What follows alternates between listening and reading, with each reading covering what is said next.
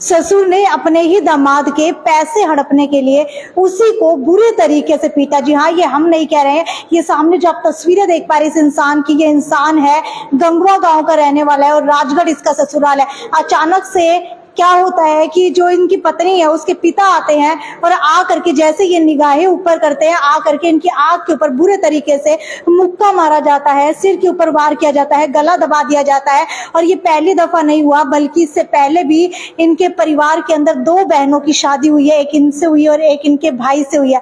सभी जो है एक ही घर के अंदर रहते हैं, लेकिन बताया जा रहा है कि उन 2 बहनों की भी आपस के अंदर नहीं बनती है और कहीं ना कहीं जो है दामाद अपने ससुर की मदद करने के लिए कुछ एक रुपए कभी कभी महीने भर के अंदर उनको दे दिया करते थे। लेकिन जैसे ही उनको पता लगा कि इनका काम अच्छा चल रहा है तो वो अचानक से सीजन की सारी कमाई लेने के लिए इनके घर पहुंच जाते हैं। और कुछ समय पहले बताया ये भी जा रहा है कि दामाद के पिता की भी मौत जो है वो इसी सदमे की वजह से हो गई थी। क्या है पूरा मामला वो जानते हैं, मुझे बताइए क्या हुआ था। ये बात है मैम, परसों की बात है। बृहस्पतिवार को पहले ही आया था वो बंदा। जो कौन बंदा? मैं उसको ससुर तो नहीं कहूंगा, असुर है वो। जो आया था बृहस्पतिवार को बिल्कुल राजी खुशी पता लेने के लिए। बीच में शुक्रवार आया है जी, शनिवार आया है। अभी मैं जहाँ पे जॉब कर रहा हूँ वहाँ जॉब के लिए गया हूँ, जॉब से अपने वापस आ गया। उसके बाद मैम संडे को छुट्टी थी, मैं घर पे था, बच्चों की तबीयत खराब थी, मैं दवाई दिलवाने के लिए चला गया। इसकी तबीयत खराब थी, इस बच्चे की। शनिवार की रात को मैं पूरी रात नहीं सोया, मेरे को नींद नहीं आई। अगले दिन सुबह उठ करके मैं इसको और 2 मेरे भाई के बच्चों को, उनको मैं दवाई दिलवाने के लिए चला गया। ठीक है। दवाई लेकर के हम लोग जैसे वापस घर पे आए 3 बजे के आसपास, मैं आते टाइम जूस लेकर के आ गया। बच्चों को वहाँ पिला देंगे, वहाँ तो नहीं रुके, रास्ते में घर पे आकर के वहाँ पी लेंगे। तो तब तक इतनी देर में देखते हैं कि ना तो गाड़ी की आवाज आ रही है और घर के अंदर कोई एंट्री करता है तो पता तो लगे या कोई आवाज तो मारे। अचानक पैर दबा करके ये 9-10 लोग, जिसमें 5-6 ये लेडीज थी और ये 5-6 ये जो भी है रिश्तेदार, जिनको कह सकते हो, है तो नहीं वो रिश्तेदार, साले दुश्मन ही है। लेकिन ये लोग आकर के अचानक से, बैठा था मैं, बैठे हुए के ऊपर ये भी नहीं पूछा क्या कर रहे हो, आ करके एक ने इधर मुक्का मारा। जैसे मैंने यहाँ ऐसे ऊपर मुँह किया ना, ऐसे ये कर रहा था, जूस डाल रहा, यूं किया तो यहाँ मारा है। तो ये आपके ऊपर हमला किस वजह से किया गया है? ये हमला करने की वजह ये है कि जी वो, ये पता है क्या बात कहते हैं मेरे फादर साहब के जाने के बाद से, ये बात ये कहते हैं कि बोले आप लोग पुराना घर छोड़ करके हम जिस जगह पे आ गए और जो मकान हमने बना लिया है अभी 400 गज में बना लिया है, यहाँ आ गए, अच्छी खासी कीमत है। बोले यहाँ जंगल बियाबान में आकर के बोले मेरी लड़कियों को डाल दिया। यार हम कमा के खिला रहे हैं तुम्हारी लड़कियों को, क्या दिक्कत है? मेरे फादर साहब की डेथ हो गई थी। उन्होंने, आप तो कह रहे हैं कि मैं अच्छा कमाता हूँ। मैं बिल्कुल अच्छा, मैं अपने काम जो कर रहा हूँ ना जी, उस काम के करते हुए, अभी मेरे को पीछे फादर साहब की डेथ की बाद की बता रहा हूँ मैं आपको, और कमाई की बात मैं ये बताऊंगा। फादर साहब की डेथ के बाद में मैं स्ट्रेस में चला गया। मेरे को तो ये भी नहीं पता कि मेरे घर कौन कौन आया करते, कौन कौन जाया करते। सारे ही सारे के जो हॉस्पिटल है, मेंटल हॉस्पिटल कह देते हैं जिनको, मेरे को लेकर के गए हैं। मेरी बुआ भी भिवानी से आती थी, कभी कोई आता मेरे को लेकर के जाते थे। तो उन्होंने ले जा करके दवाइयाँ दिलवाई है, उनकी सारी मेरे पास दवाइयों की रिपोर्ट है जो लिखी हुई है। तो आपके कोई मानसिक हालात खराब चल रहे हैं? फादर साहब के जाने के बाद मेरे को ये सदमा लग गया। तो आप डिप्रेशन में चले गए? डिप्रेशन में चला गया। मेन पॉइंट आपने अभी पकड़ा है। वो डिप्रेशन वाली टेबलेट्स ले रहा था। तो अभी वो पता क्या कहते हैं, तो वे दवाइयाँ लेकर के 3-3.5-4 महीने के बाद में घर के साथ में एक फैक्ट्री लगती है, 10,000 10,500 रुपए में मैंने बात कर ली वहाँ। और मैडम ने कहा भी मैं भी चलती हूँ साथ में। मैं कहा ठीक है, डिब्बे काटने की फैक्ट्री है। तो मैं कहा चलो बात करते हैं, देखता हूँ। मैं बात करने के चला गया, मैडम बोली मैं भी चलती हूँ साथ में।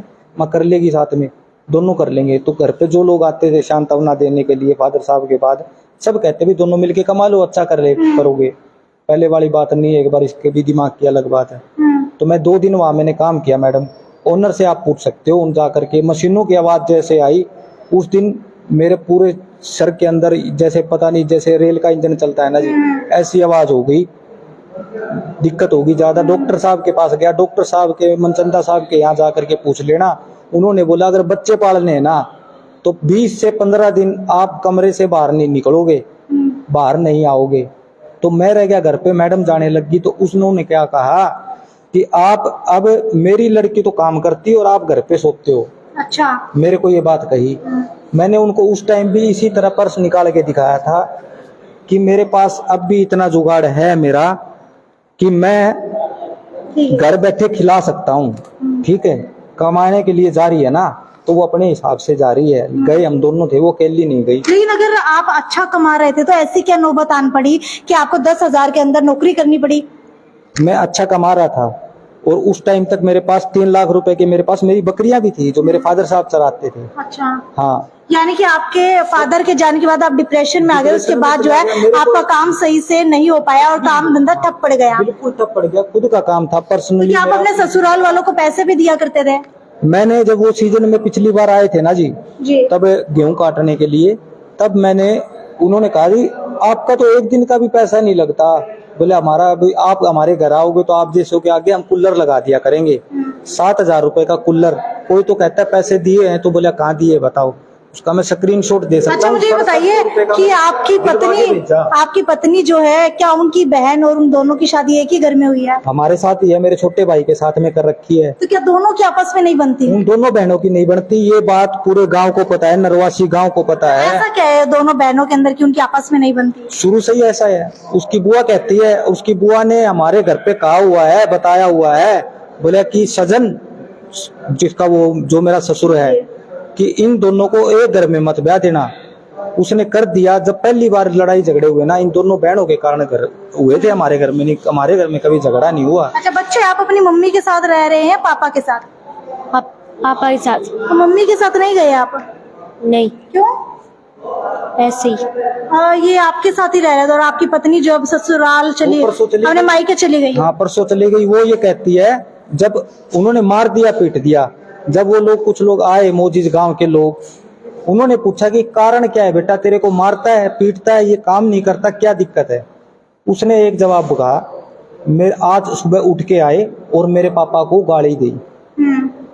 एक ही वर्ड बोला है कि मेरे पापा को गाली दी। और मैंने ये कहा कि दादी का और मेरी कोई बात चली थी, उठ के आया तब मैं क्या, मैं अमन, रात को अमन की तबीयत खराब थी ज्यादा, और मैं कहा इसको दवाई दिलवा के लेके आऊंगा। बच्चे आपकी तबीयत खराब थी? हाँ, अभी भी दवाई है मैम इसकी। तो मैं कहा इनको अभी मैं दवाई दिलवा के लेके आऊंगा। रात की मेरी नींद हो रखी है, मैं सुबह सोया हूँ जी 5:30 पौने 6 बजे, तो मैं 10:30 बजे के करीब उठा था। मैं दवाई दिलवा के लेके आऊंगा। चाय मैंने तब तक पी भी नहीं थी। तो दादी ने ये कहा कि ठीक है बेटा, अभी एक काम करो, दवाई पानी दिलवा लो। वो कल परसों तो आके गए हैं तेरे ससुर, उनको बातें बनाने का तो शौक है ही।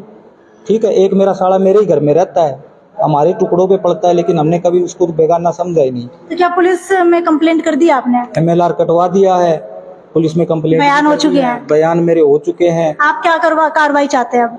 सिर्फ मेरे को चाहिए जी इंसाफ, और कुछ भी नहीं चाहिए। अगर वो लोग ये कहते हैं ना कि इसके अंदर ये कमी है, तो ये शरीर है, आप सिविल हॉस्पिटल के अंदर खड़े हैं, टेस्ट करवा लो, पता लग जाएगा कि किसके अंदर क्या खोट है, किसके अंदर क्या बीमारी। अगर कोई, मैं किसी चीज का, कोई चीज का अगर कहते तो ना, आपको मानसिक रूप से कमजोर बताते हैं? वो ये कहते हैं, उसको मानसिक रूप नहीं कहते, वो ये कहते कि नशा करते हैं। अच्छा।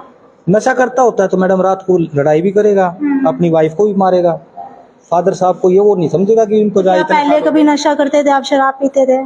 मैंने शराब को आज तक मुंह ही नहीं लगाया मैडम। कभी ब्याह शादी में पी लेते हैं, वो एक अलग चीज है, लेकिन मेरे को कोई ये नहीं कह सकता कि गांव के अंदर इस लड़की की छवि खराब है। बिल्कुल, आपको बता दें ये मामला जो है आप लोग देख सकते हैं गंगवा गांव का है, जहां पर ये व्यक्ति जो दामाद है किसी का, वो इल्जाम लगा रहे हैं अपने ही ससुराल पक्ष के ऊपर कि उन्होंने इसके साथ जागती करने की कोशिश की है और इनकी पत्नी जो वो इनको छोड़ करके अपने ही मायके जा करके बस चुकी है। खैर, बच्चे जो है वो इनके ही साथ रह रहे हैं। वीडियो को ज्यादा से ज्यादा शेयर करते रहिए और अगर दूसरा पक्ष भी अपनी राय रखना चाहता है तो वो भी हमसे संपर्क कर सकता है। और पुलिस प्रशासन से भी अपील है कि इस मामले को संज्ञान के अंदर लेकर के कड़ी से कड़ी कार्रवाई की जाए और जो भी दोषी पाया जाता है उसके खिलाफ सख्त से सख्त एक्शन लिया जाए। वहीं जो है गंगवा गाँव के सरपंच से भी हम अपील करना चाहेंगे कि मामले को जो है पंचायत के अंदर ला करके सुलझाने की कोशिश की जाए और उसके बाद जो भी हल निकलता है ताकि परिवार बच सके, इसके लिए कोई ना कोई जो है हाथ आगे बढ़ाया जाए। जी, वो जो गांव के सरपंच है, मैंने उनको कॉल करी थी और उनको बताया था। बोले यार अपने घर में ये बात कैसे हो गई?